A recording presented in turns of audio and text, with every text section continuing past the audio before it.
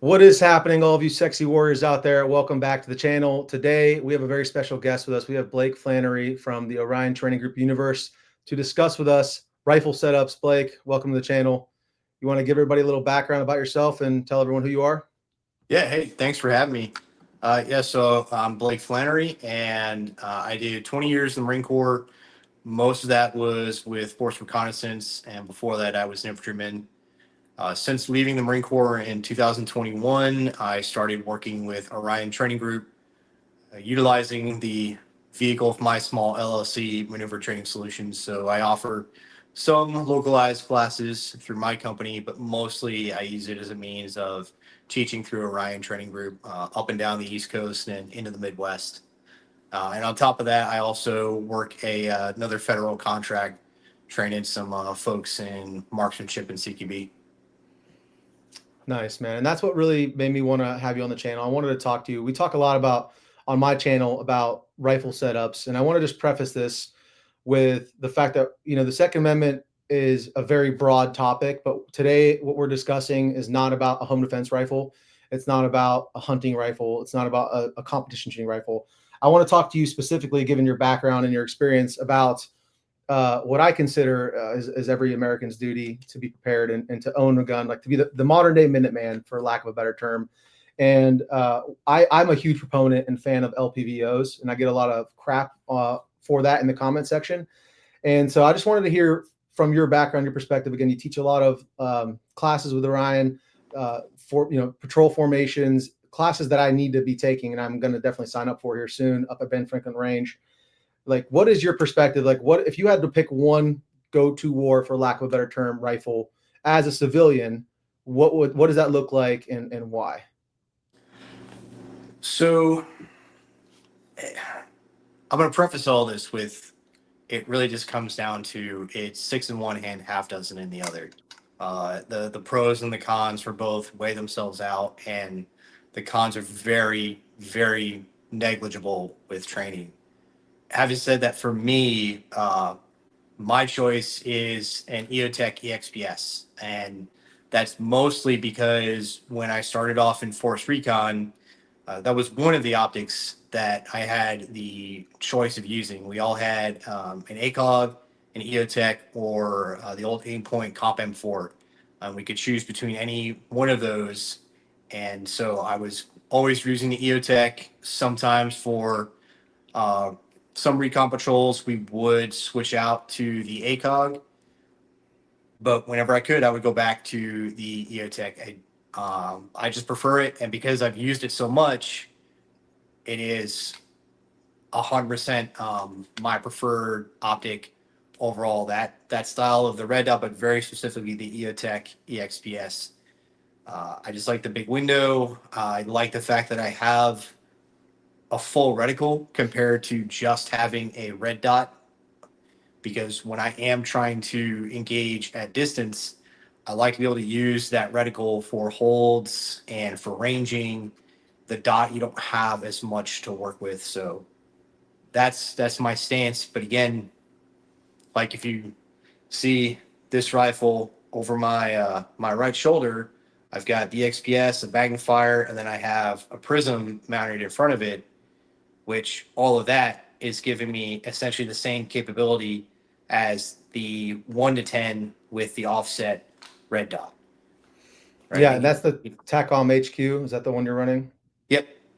So I Okay. mean, the only difference between them would be the LPVO is a 1 to 10, so I can get 10 power with that one versus only being able to get 3 power.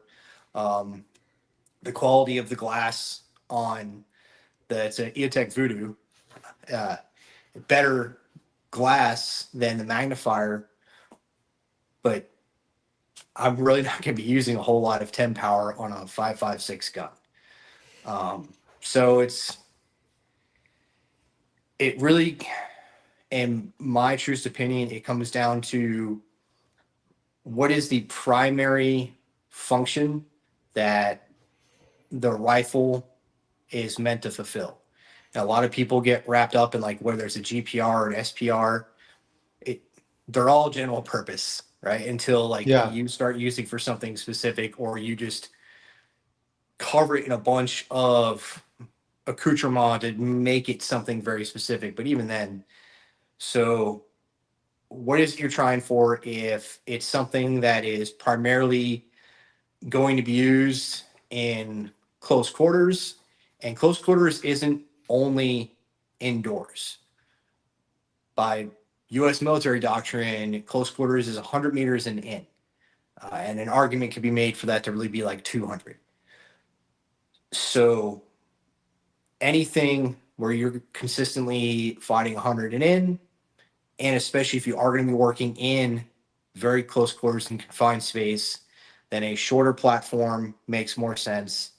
And then very likely having that, we'll call it just a red dot sight, that reflex sight, is something that should be on the gun. But again, with these two that are over my shoulder, I have a reflex sight on each of them. So it's kind of like, I basically have the same capability. But this gun would be, the more preferred for me for that close in fighting. If that's the bulk of the work I'm going to do is close in fighting, I have the EOTech XPS. That's my preferred optic all the way. So just out of comfort, that's the one that I'm going to choose. But if I were doing patrolling in a very open environment where I've got long sight lines where I can expect to at least visually contact things at distances, then that's where the LPVO is going to be a better fit. But again, do I need it on a longer barrel rifle, or can I still run it on a carbine? And you can run an LPVO on a shorter carbine. Yeah. And while we're at I'm not really answering the question. I know everyone wants to like the answer. And I mean, I could just say it's one way, but it would be a little bit disingenuous of me to say so. Yeah, no, I mean, I appreciate it. It's a task to put all the caveats in before a video, and most of the time, I assume a lot of people are on the same page as me, and that's why I kind of right at the beginning said this is not about home defense, and that's just one piece that's one caveat of a million, like you said. It always, if you know exactly what you're going to run into, right, then you can pick the exact tool like a scalpel for that job. But like you said, it's a GPR until it's not, right? Because in my opinion, the way I kind of structure and the way I've set up this rifle, which it's missing it's missing the IR laser and the white light because reviews and swapping things are restless rifle syndrome, having to move things around. But that's kind of the reason and the way I've set up my 12.5 guys Super Duty. And while you were explaining your EOTech rifle back there, your carbine, what barrel length is that? The carbine is a 12.7 from LWRC. Okay. And then the other one is a 16-inch with the LPVO on it. Okay. So again, I've been a huge proponent of putting LPVOs on shorter guns because I have effectively reached out, whether in the prone or off a barricade, out to extended ranges, what you'd call an extended range for a 12.5, 5.56, which I would call 500 yards. And the LPVO does just make it so much easier. I've never run a TACOM. I hear those are awesome, especially in my biggest complaint about EOTech personally is I live in Texas, in Central Texas. There's a lot of wind in a lot of places, and there are a lot of wide open sight lines, to your point. But the wind factor, even with an ACOG, and I've wasted so much ammo, and people just say it's a skill issue, which they have their right to call me a bad shot. But I shoot a lot. I'm not saying I'm great, but I shoot a lot. And if I can take the same barrel length, the same rifle, put a 1 to 8 LPVO with wind holds on it, and clap steel all day on a reduced C zone at 500 yards, and then I put an ACOG on it, and I'm struggling to get one out of 5 hits. I think it is a gear issue in my opinion because there's no wind holds. I know this is my ADHD kicking in. I know they did an ACSS reticle back in the day with primary arms that is no longer around, but that's my biggest qualm with the ACOG. And then also identifying shooting smaller plates, because I don't own any full-size steel plates. Like a lot of YouTubers get on camera and shoot a full-size IPSC target at 800 yards with a 7.5, 5.56 and say, hey, this gun's capable. But I mean, in reality, how often, and people don't like holes in them, so how often are you going to get a full frontal, if it's not an ambush, shot on somebody it's most likely going to be a headshot or a partially blocked shot. So that's why I try to train with what I consider more realistic size targets. And if we have one specific 6-inch plate that we shoot at 300 yards and it's recessed into the wood line, I know where it's at. It's painted highlighter orange. And with an ACOG, I struggle to see it and I struggle to get hits with it. But with 1 to 8 or even to your point, EOTech with a 5x magnifier, I have a lot better luck getting impacts. So that's why I have been pretty critical of the ACOG. I know it's dudes have been using it and it's battle proven, right? It's a durable, super lightweight. It's got a lot of pros to it. Mm-hmm. And for what you said, like 200 yards and in, you really can't argue with its effectiveness. Like it's great. Even, I love shooting the ACOG at 50 yards, love shooting it at 100 yards, and 200 yards is great. But after that, with the targets and the way I've been training lately, trying to challenge myself, I feel like it's lacking in those areas. Yeah, and so that's again where like magnification comes into play. And so even with having a reflex sight mounted on the gun, I still want magnification. Something that I encountered a long time ago now, but we had hit a house and we were doing a clearing operation through a small city in Iraq. We finished clearing one house, step outside, and there's a pause of people just figuring out, what are we going to hit next? And I'm holding security down this long road, and it was about 300 meters down to the other end of this road. And there were people walking back and forth at the other end. And a guy stepped out and he had something over his shoulder, but I had no idea what it was. It might have been an RPG. It didn't quite look right for an RPG with the size of it. And based on the ROEs at the time, I knew that if I take this shot and I'm wrong and that guy's not carrying a weapon, I'm done. Mm-hmm. But, I'm like, I can't tell for sure. So it still kind of weighs on me because I didn't take the shot ultimately because I didn't have enough confidence that I'd be in the right and that my leadership would support my decision of like, hey, that was a distance. You felt like that was a threat and you engaged. It wasn't, oh, well, it's war. But I also don't know if that was somebody who had a weapon who maybe fired at some other Marines at some other point during that fight. So what I ended up doing in that instance, because that was 2006 and there were no backup magnifiers out for EOTechs yet.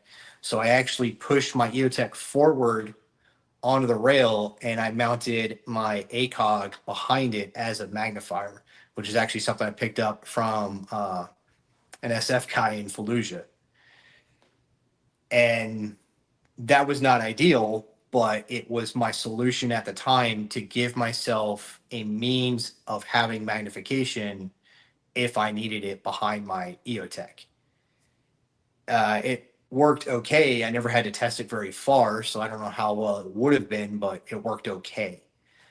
Now, all of that being said, I was in a static position observing a sector and a potential target presented itself. That's where magnification really comes into play. Before I was in Force Recon, I was in the sniper platoon in the infantry, and in Force Recon, there were a lot of times we'd take the long guns out for counter sniper or sniper operations. And the increased magnification doesn't inherently increase your accuracy, right? That does come down to your fundamentals of marksmanship, your ability to range to a target, your ability to read the wind and adjust for the wind. What the magnification does for you is it allows you to achieve a more refined point of aim on the target and even find targets. So we would scan with binos, and then if you see something, you zoom in, with the scope or with a spotting scope to get a more refined image, really magnified, to be like, is that something that I need to engage or is it not? And if it is, you go through the process, ranging, when, here's holds, boom, fire. So if you are in a position where you're going to be setting up and observing a sector, then yeah, magnification and higher powers of magnification are great. when you're looking at it from the stance of you're on patrol and you're just making movement, you're maneuvering, and you're essentially waiting for targets to present themselves, then it doesn't really matter as much because something is going to present itself near enough that you'll be able to engage. You'll be able to identify and engage. Yeah, So it's like you it's not bad to have by any means, and um, it's really like what is, again, go back to what is the primary thing that you want that rifle to support you in, and then that's what you build it out for. But I always think you should have the magnification that you can put behind it. Yeah, and I want to take a step back because something you said early on in your story back when you were in Iraq, talking about that position you were in, and that is the burden of the good guy, right? And identifying and making sure whatever you're shooting at needs to be shot at. So again, I think that's really important for the civilian role. People understand, even if insert your doomsday scenario here, like if you believe in God and you don't want to kill an innocent person, that's really important to know whether you're shooting somebody that needs to be shot or not. And it's really interesting because I feel like so much of the innovation that the civilian market and the industry has come up with is from those real world things that happen, like you putting your ACOG behind your EOTech. Um, I'd heard of that before. I never knew anybody who'd actually done that, but that's really interesting. I mean, because like, what else are you going to do, right? I mean, I don't even think LPVOs were a thing, like, right? It was a 2 to 10 night force that were on the Mark 12s, and that was pretty much it. Yeah, I think Leopold had an offering out at the time, but they were, I'm going to say, like, more obscure. They weren't in like real common use, and a lot of us, we'd have looked at that like, oh man, like trying to look through that long tube as a one power, like, oh, I'll get totally tunneled in. I mean, that was what I thought the first time I Yeah. was issued an Aimpoint T1. I was like, I got to look through that tiny little tube. Like, that's just not going to work. And that's one of the reasons I didn't like using the Aimpoint Comp M4 is I felt like I was looking through a toilet paper tube. Hmm. It was just more, the housing was just more in my vision than the EOTech. I did like the Aimpoint T1 and the T2. I didn't have the issue I thought I would have with that small red dot.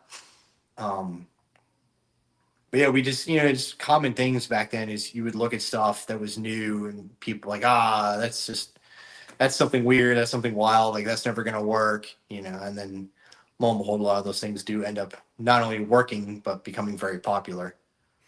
Yeah, and do you think it's more just like, hey, this is my preference, this is what I'm comfortable with, this is what I have confidence in, Oh, yeah. or and has 100%. your opinion changed? It sounds like you still lean EOTech, right? Like you've made that very clear. Yeah. But Yeah. with I LPVOs still love today, it. And again, like now I'm retired. I'm just a regular citizen like everybody else. So if I'm going to use my gun outside of the training I do, if I'm using my guns, it's going to be close. mhm. So having that EOTech that I'm just incredibly comfortable with, very confident with, it just makes sense for me to keep running. I have tried some other things. I tried some of the SIG red dot options, and I just keep going back to EOTech overall for at least that offering. The the Voodoo I have, that's just something I wanted to try out, so I bought that one.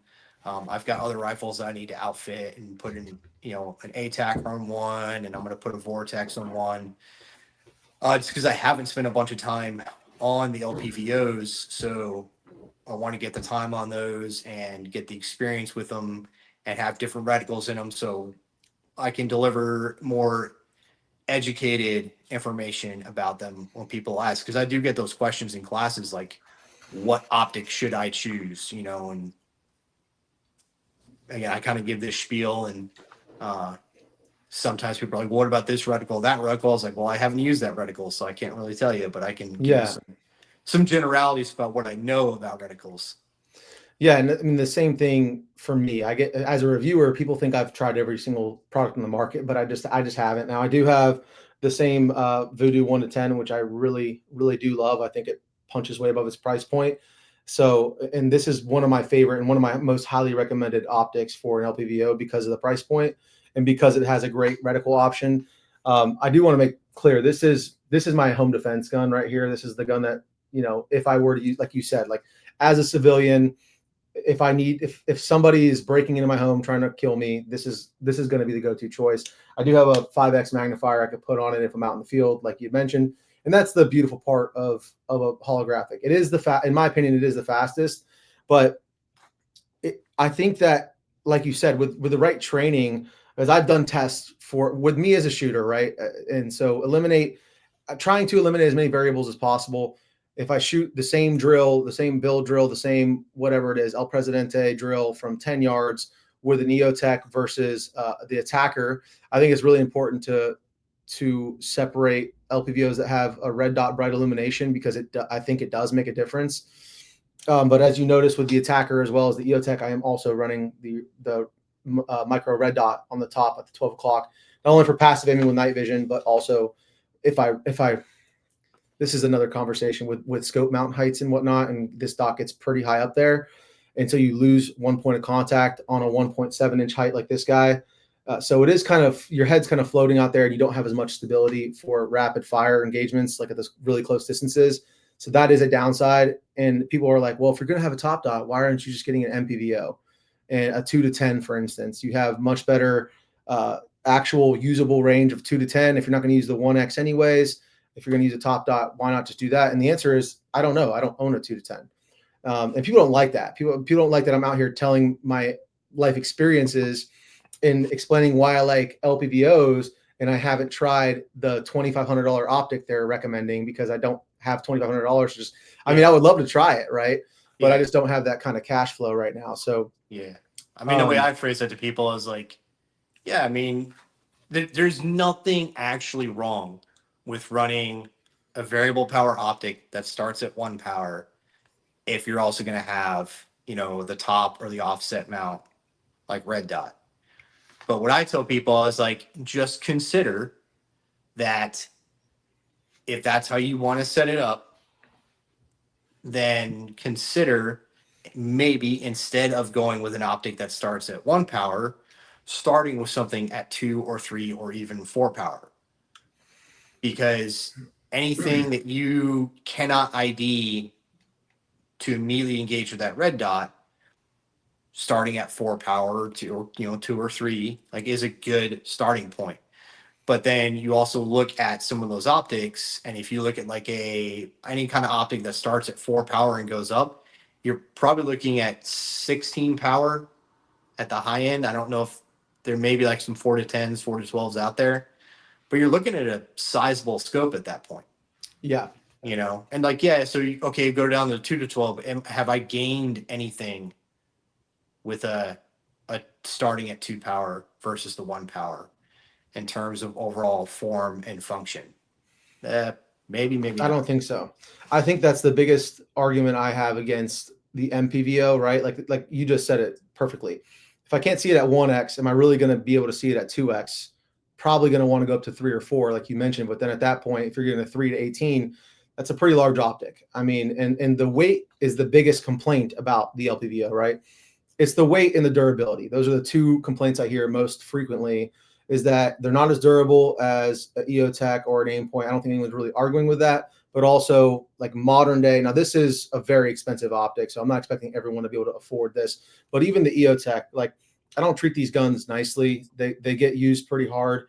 They get tossed in the back of the vehicles. They fall over. I jump around. I fall with them. I really train with them, and I've yet to have an issue. I think a lot of people overlook this. The quality of the mounts have come so far as well. Yep. And having a good, these Badger Condition 1 mounts are probably my favorite aesthetically, and they're just also so chonky. Now you're going to sacrifice the weight, but if your complaint is durability, that's kind of out the window in my opinion with modern day LPVOs. Now if you're buying a $150 Amazon special, don't expect it to hold zero.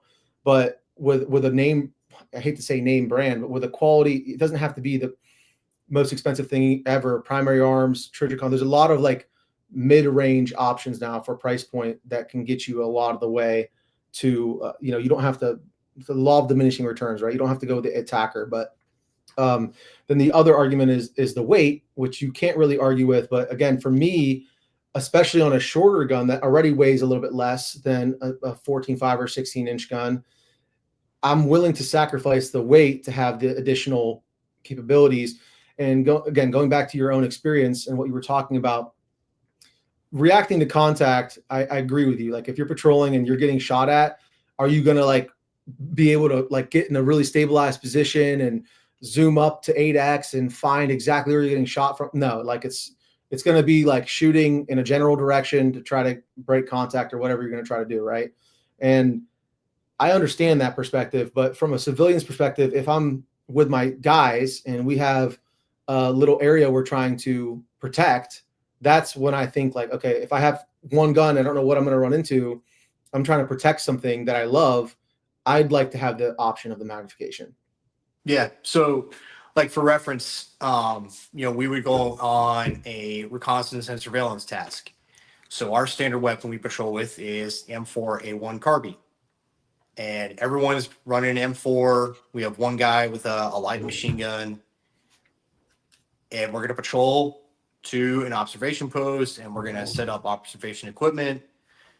But we're also bringing, even if the mission doesn't specifically call for engaging targets of opportunity, or we're not given a specific target to look for and eliminate, we are still going to bring out the long guns, because the long guns have much higher magnification with their scopes.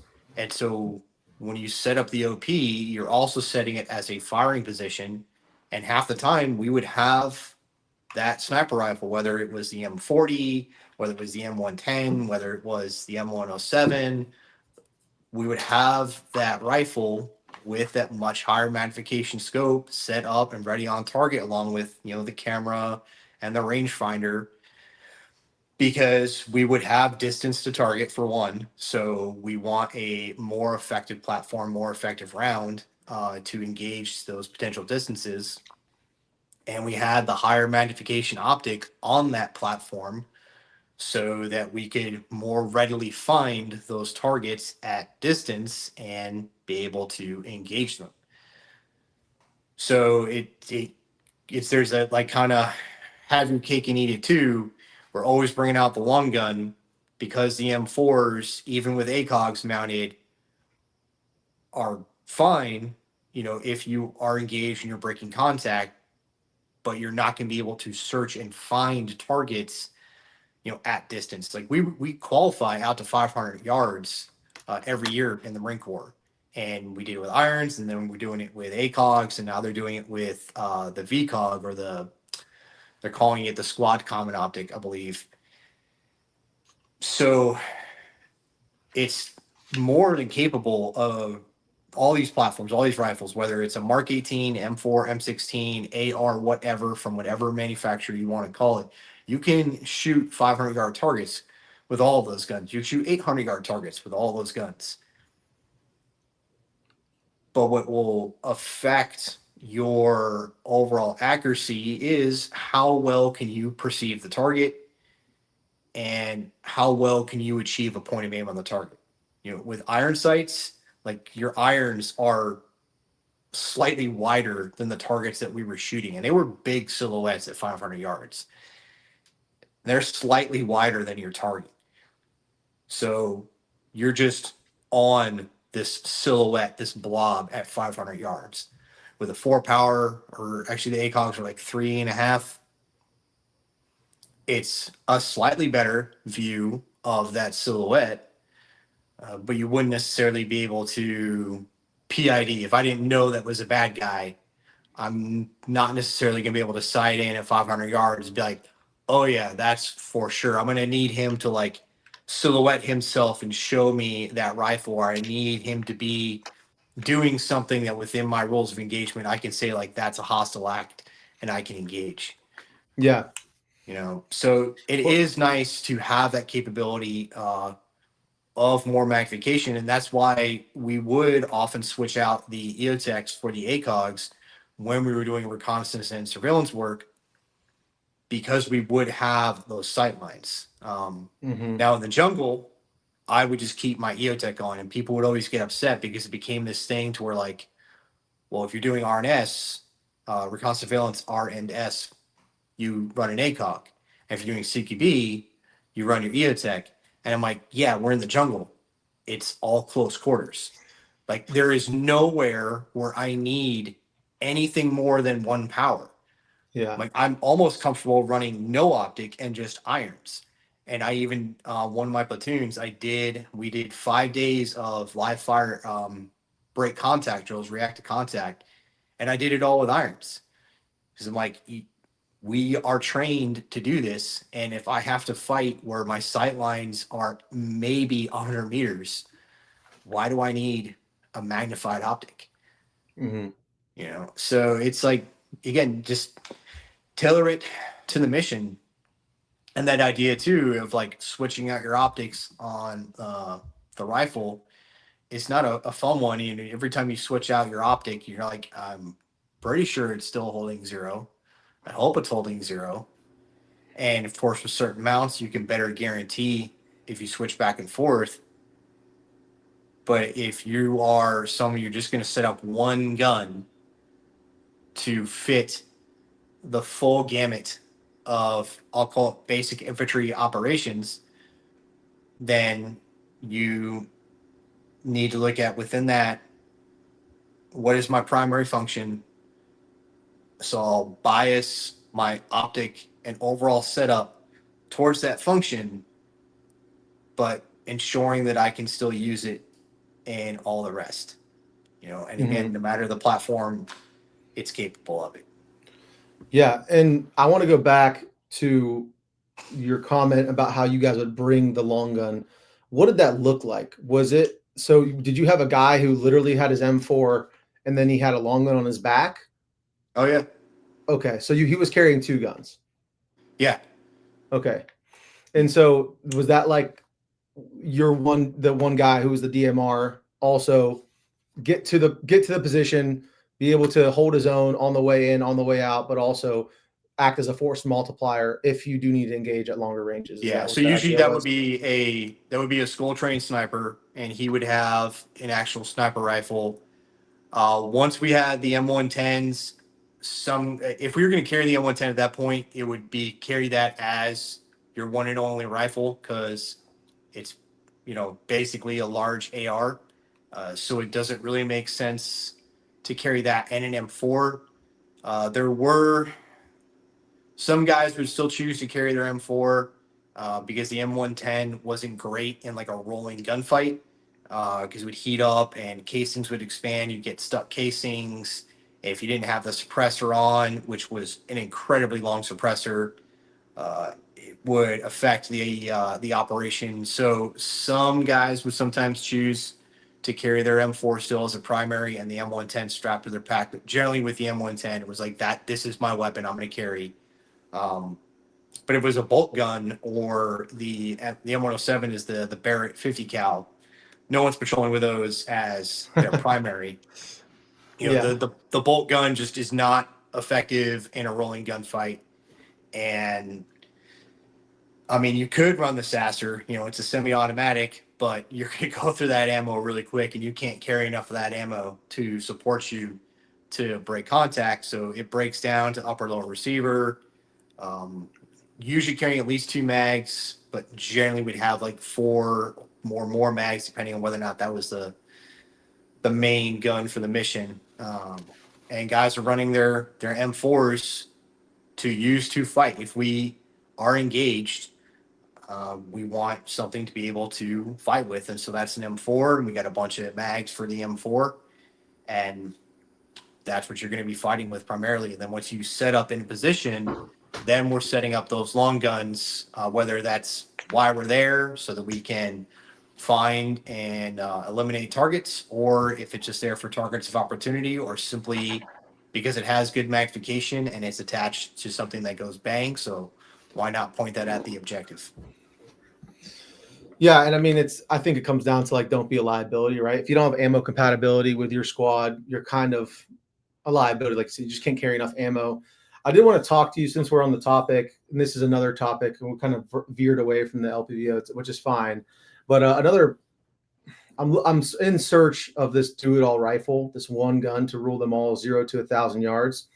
And you brought up the M110, and so here I have LMT Mars H. This is a 14.5 6.5 Creedmoor gun, barrel rather. And I wanted to ask you what your opinion was on 6 ARC, because I was going down this path of the large frame AR, and I kind of I love large frame ARs. Let me be very clear, because I love shooting at distance. I love shooting past 500 yards, and the 5.56 can do it, but it's just not as good at it as a 308 or 6.5 Creedmoor. But I do have some incoming builds chambered in 6 ARC, and I wanted to hear your opinion on that, whether or not you think that's a good choice for not just the military. Obviously, the military is always a little bit slow to adapt things. The civilian market always adapts first, innovates first, and then if it sticks around, if it proves itself capable, then the military kind of looks at it. What is your opinion on like the medium frame AR? I guess you could say, because I know a 6 ARC will fit in the standard AR upper and lower, but a lot of companies are moving towards including LWRC and Geisley with their Geisley Freedom Rifle. What is your opinion on 6 ARC? So I have no time behind that cartridge whatsoever. What I will say from having shot battle rifles like the G3, the FAL, Gliel, uh, when you start to increase the felt recoil, it becomes more difficult to train somebody up to a very proficient level of marksmanship. It's by no means impossible, but with like 5.56, if you've been shooting an AR or any kind of 5.56 out of any rifle for a while, then like there's really not a lot of recoil to it.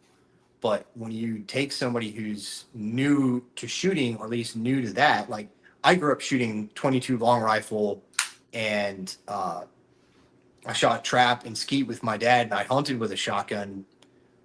But to then go shoot the M16 at boot camp, that was very new to me, and so it kind of took me by surprise. And I started doing some silly things to try to compensate for it. It took me a couple years to kind of get out of my own head and figure it out, and just shut up and shoot the gun. But it's pretty easy to train people, and I get people at classes and they don't really know what they're doing, and I make a couple of adjustments. They're like, all right, cool, I'm running.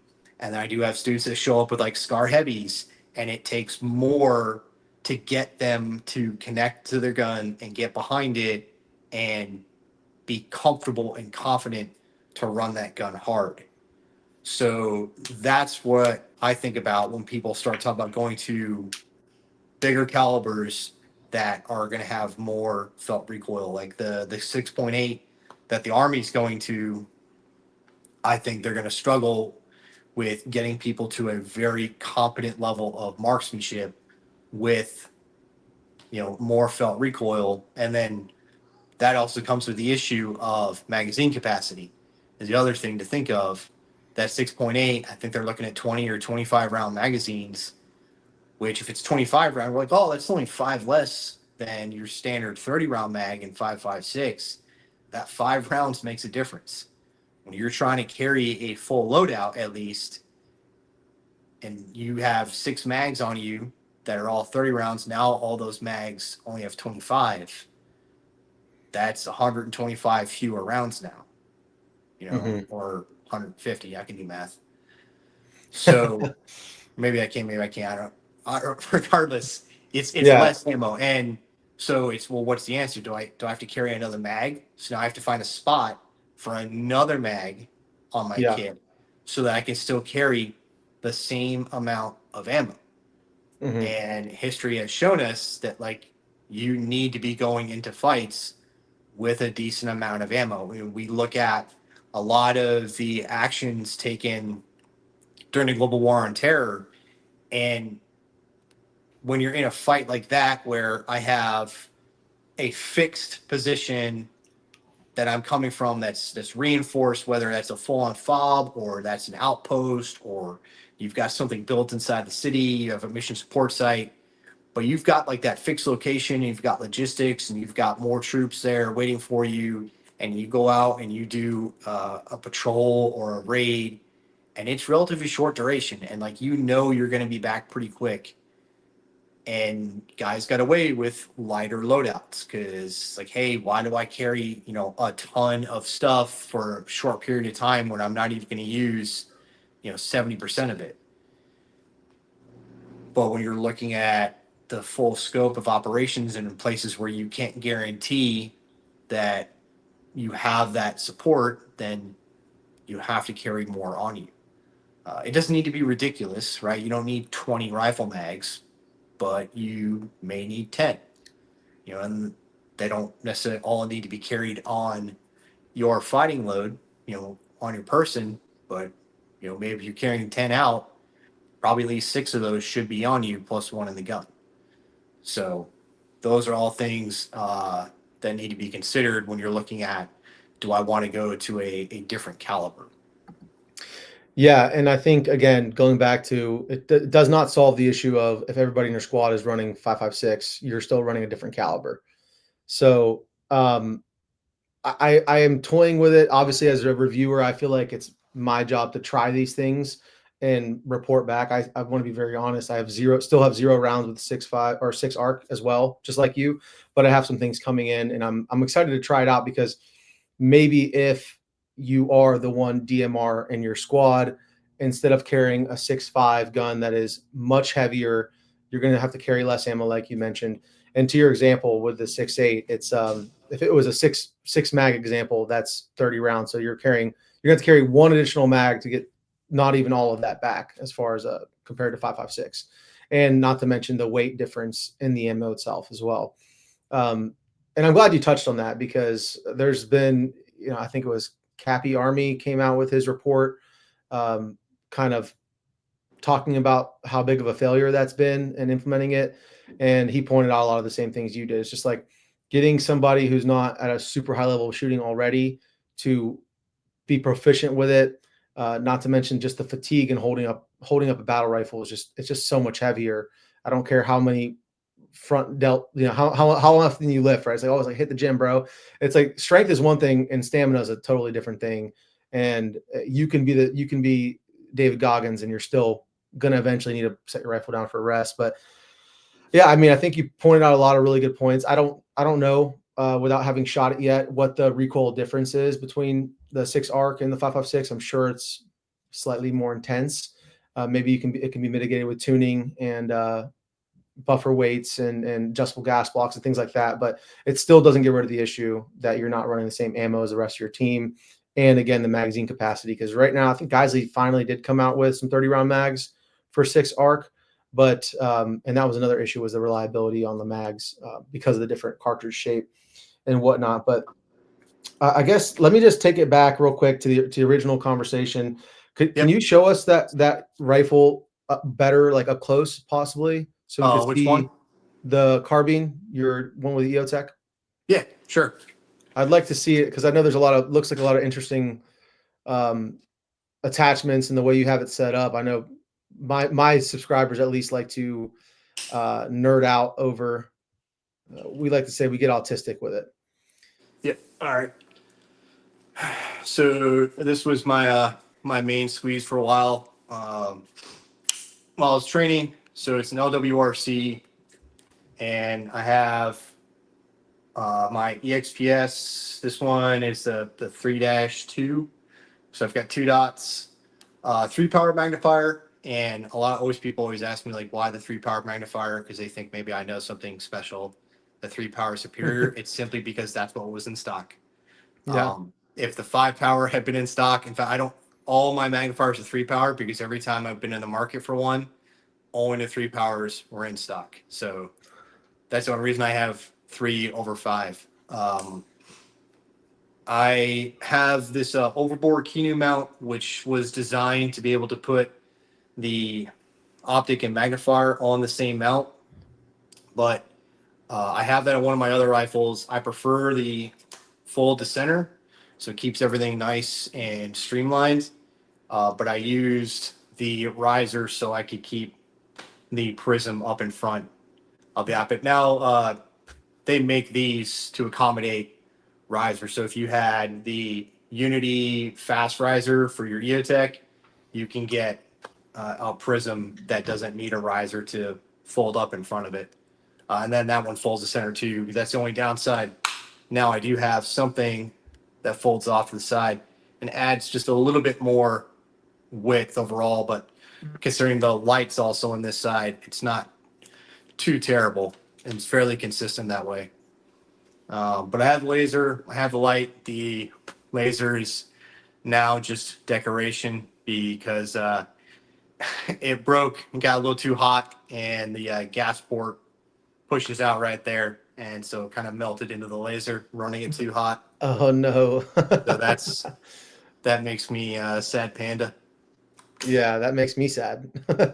Yeah, Is and that I the would. piston? Is that the piston upper? Yep, Okay, so piston it's bleeding upper. off the gas right there at the front. Yep. Okay. Yeah, so it. I was actually teaching a class for a charity event, and it wouldn't turn off, and then it wouldn't turn on, and then it started working again just fine after I changed the battery. So I thought maybe I'm lucky, and that's all it was.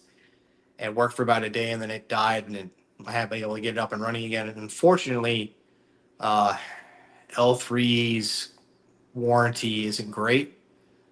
Their customer Yeah, service kind of sucks. So I that's already been have said another before. laser with them that I've been waiting for 2 years now to get fixed. So, What? That's yeah. unbelievable. So I'm just holding on to this one. I'm working with some folks who are setting up a shop where they'll be able to repair it, although there's a good chance I may just need to swap this thing out. But anyways, yeah, that's what I've got set up on here. Nice. And this is, yeah, it's just an all around effective carbine. It is heavy just by nature of the LWRC with this like monolithic upper. It is a heavier gun and it's a piston, so it's a heavier rifle, heavier carbine, but it works. It gives me all the capabilities that I need, and yeah, it's something else to consider. Is like a lot of the work that we did, even though we were in places like working in the mountains and things like that, where yeah, I've got really open sight lines. We would still bias towards smaller weapons because they tend to be lighter.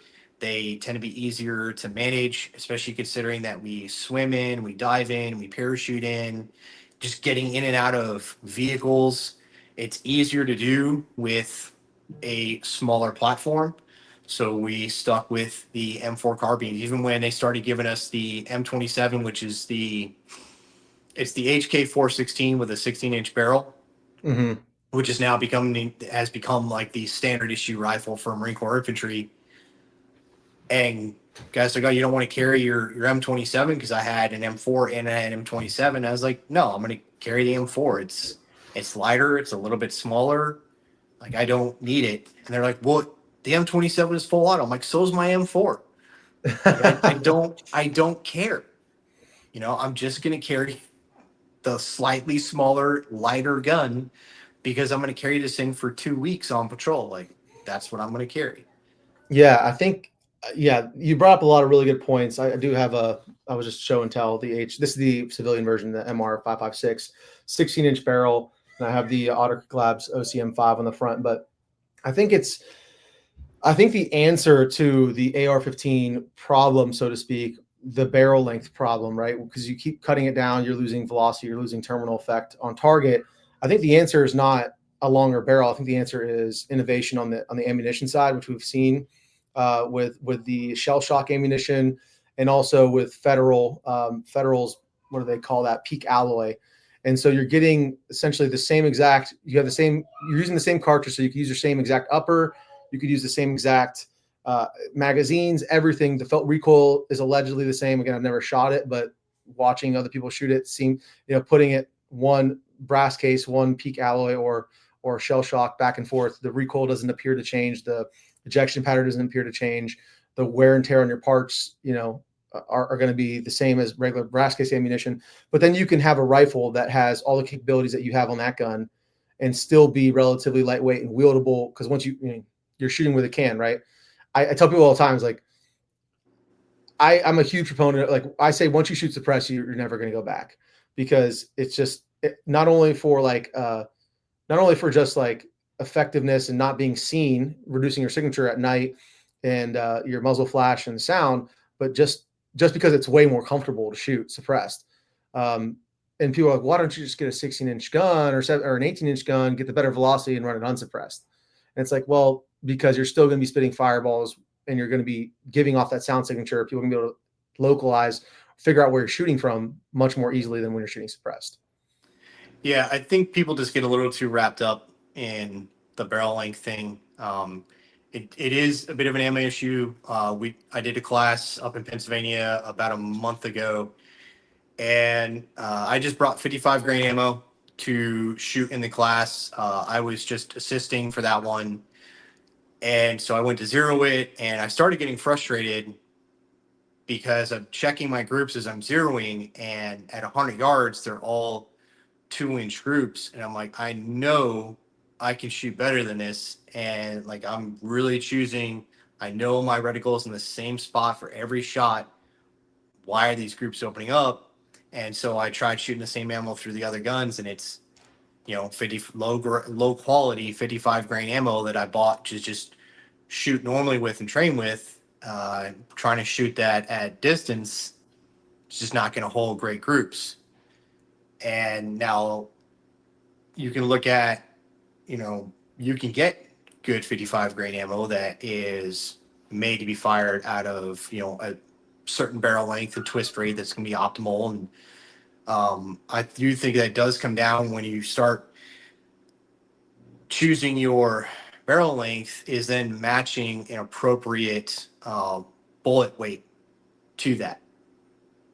Especially if you're really getting into precision, then it really becomes important. But just in general, like if I were gonna take this thing and go fight with it, well, I wouldn't want to run just cheap 55 grain ammo. I would get better ammo that itself is going to deliver a high degree of accuracy and terminal effects on the target, whether I'm running it out of the 12-7 or I'm running it out of a 16-inch or a 20-inch gun, right? I think that is another part of the equation that people need to think about. Like, shoot 55 grain ammo all the time. It's cheap. Train with it. But then think about, well, what do you zero your gun to? Are you zeroing it to the 55 grain? And then, when you get home, you throw in a mag of 75 or 69 or 77 as your defensive ammo. Like, obviously you're close enough that any kind of zero shift isn't going to matter. But if it's something that you're going to be using at distances, well, then you should zero it with that ammo. And if you are going to be shooting past 300 yards, you should be using that ammo that you zeroed the rifle for. But inside 300 yards, just use the cheap ammo that you can afford to buy a lot of, so you can get more reps in. Yeah, I think AAC gets a bad rap, and I'm not a huge fan of Palmetto and their customer service personally. In fact, I can't even buy AAC ammo because I was critical one time of them and they blacklisted me. So I have to have friends buy it for me. But I have had good luck with their 70s, and it pains me to say that because, again, they really annoy me that I have to have a friend buy it for me. But I've had really good luck, and their ammo is really cheap. So it's like 55 cents a round for 77 grain OTMs, and it groups pretty well out of all my guns, good enough. And so that I could train with it, I could mag dump at 7 yards and do build drills and all the high speed stuff with the same ammo that I shoot out the distance to 400 or 500 yards. So yeah, that's something I take for granted. I consider that to be like obvious sometimes. And I think a lot of people forget, and all my rifles are zero to that ammo, but I happen to just train with the same ammo that I put in my loaded mags, and like for shit at the fan in the chest rig ready to go. It's all the same ammo because I've had good luck with it. I know a lot of people haven't. I've seen some videos of people talking about how they haven't had good ammo. It's blowing up their guns. I pray that never happens. Wear your eye protection, folks. But for now, it's worked, and I've been running it in FRT mode a lot too. So I'm not going to hear what do they call that when it gets stuck Squib in the ground? round? Blanking. Squib. Thank you. Yeah, I'm not squib going to round. hear a squib in FRT mode. It's just going to blow me up, but hopefully it never happens. Knock on wood. But dude, I mean, I think we've covered a lot. I really appreciate your time. I want to be respectful of your time. Could you tell everybody where they can find you if they want to take a class with you, how to get a hold of you? Yeah, sure. So you can find me on Instagram at Blakewater0326. It's the same thing for X. I have a second page on Instagram. It's Maneuver Training Solutions _ LLC. That's my business facing page, and it's where I make class announcements. I do some of the same kinds of posts on Blakewater about kit and marksmanship and all that, but it's mostly just posting about classes and what to expect and when they are and all that. My website is maneuvertrainingsolutionsllc.com. You can go there right now. I don't have any classes up on the schedule. I'll be looking at putting up some classes for the fall here soon. If you do want to come train with me, then go to the Orion Training Group website. It's oriontraininggroup.com, and look at Pennsylvania. That's where I'll be all this year with Orion. We've got 2 batches of classes left for 2025, and we should be announcing 2026 in the fall. Nice, man. Yeah, I've never been to Ben Franklin Range, but I've talked to the owner. Seems super based. Seems like a super cool person, and I've seen pictures of the facility. I really want to come out and try it out. I know they have a new unknown distance range. Again, being that I love long range shooting, I want to kind of test my skills because everywhere I shoot, it's known distances. So I want to kind of flex that muscle a little bit. And for anyone who's watching, every class that I've done with the Orion Training Group has been phenomenal. So Blake, definitely going to hit you up, see what class I can attend this year, and get on your schedule hopefully. But thank you so much for your time, man. Make sure you subscribe to his channel. Subscribe to rangedaybro.com for any merch, any discounts, anything you want to support the channel with, guys. You know how to do it. I love you guys. Christ is King. Stay safe, stay dangerous. Range Day Bro out.